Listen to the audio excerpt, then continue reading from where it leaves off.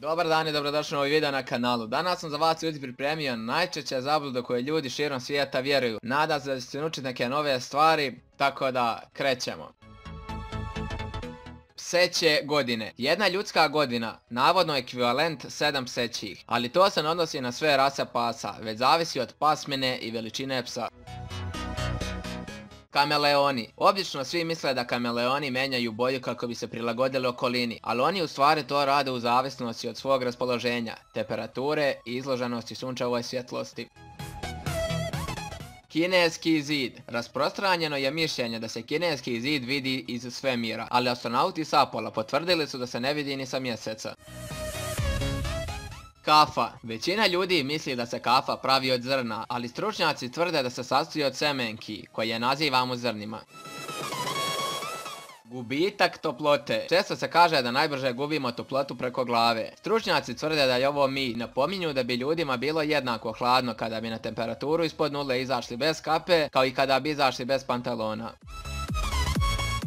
Ljudska čula. Većina ljudi pretpostavlja da čovjek ima 5 čula, što smo svi mi učili, ali postoji ih barem 9, dok većina naučnika smatra da ih ima 20-ak. Među njima su pritisak, svrab, žeđ i mnoga druga čula. Vitamin C. Ukorenjeno je mišljenje da je C vitamin djelotvoran u borbi protiv prehlade, ali većina stručnjaka ističe da ima malo ili nikakvih dokaza da C vitamin na bilo koji način ubrzava i pomaže u lečenju prehlade. Deca i slatkiši. Roditelji često tvrde da su im deca puna energije nakon konzumiranja slatkiša, ali to nije istina, jer je većina istraživanja potvrdila da šećer ni na koji način ne uzrokuje hiperaktivnost. To bi bilo to ljudi što se tiče ovoga klipa. Ja se nadam da vam se klip svidio, da sam neke nove stvari. U komentarima pišite teme za sljedeći video. Ne zaboravite se pretplatiti na kanal, pristanite zvonce, da me zapratite na Instagramu, link vam je u deskripciji. Da lajkujete Facebook stranicu i obavezno da lajkujete ovaj klip. Tako ljudi, to je to. Uživajte u ostatku dana i sada slijede pozdravi. Da, idemo. Ok ljudi moji, znači evo nas u pozdrav. Ja se iskreno nadam da vam se klip svidio i da sam neke nove stvari. Obavezno mi u komentare napišite da li je ljepše ono kad vas imenujem, znači kad vas pozdravljam, pa ono traje po 3-4 minuta ili samo ovako, znači postavim slike, ono to je to.